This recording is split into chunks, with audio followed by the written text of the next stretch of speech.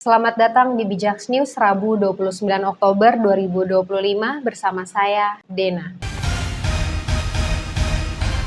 Informasi pertama, Ketua Dewan Direktur Great Institute Syahganda Nainggolan menilai Presiden Prabowo Subianto berhasil melakukan shifting paradigm dalam 1 tahun pemerintahannya. Ia memuji survei Selios yang dinilai objektif dan independen, serta menilai pencapaian ekonomi saat ini tidak hebat tapi juga tidak buruk. Ia menekankan bahwa perubahan terbesar di era Prabowo adalah pergeseran dari ekonomi neoliberal menuju state-driven ekonomi, di mana negara memegang kendali penuh. Kalau zaman Jokowi, negara dipakai alat kapitalis dan pengembang. Jokowi itu kan ante-antenya pengembang. Kan Ahok sendiri yang cerita kan, kalau nggak ada pengembang, Jokowi nggak akan jadi apa-apa kan gitu.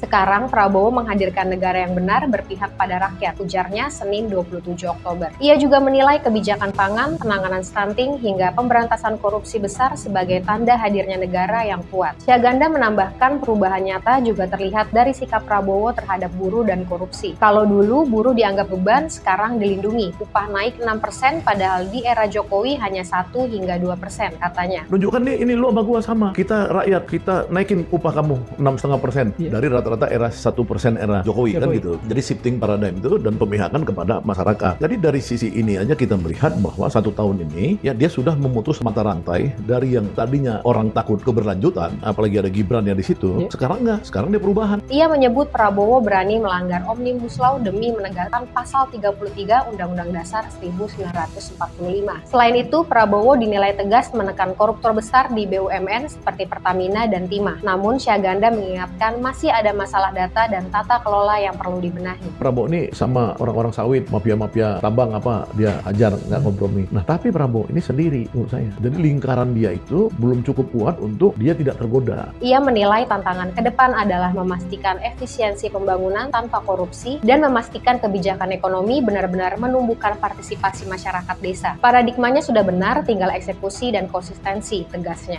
Informasi kesehatan, dokter spesialis jantung Braveheart Brawijaya Hospital Saharjo, Dr. M. Yamin, SPJPK, pada Selasa 28 Oktober, ingatkan gaya hidup malas gerak akibat WFH tingkatkan resiko henti jantung. Rutin olahraga dan jaga berat badan jadi kunci pencegahan. Informasi nasional, pengacara WA 34 tahun ditembak di lahan sengketa Tanah Abang pada Selasa 28 Oktober, sekitar pukul 7.28 waktu Indonesia Barat dengan luka di punggung. Polisi periksa 40 saksi dan selidiki motif penembakan. Informasi luar negeri, 2 jet B-1B Amerika Serikat terbang dekat Venezuela dan picu ketegangan pada Senin 27 Oktober. Caracas tuding operasi militer Amerika Serikat dalih untuk gulingkan Presiden Maduro. Sampai bertemu di informasi bijak berikutnya.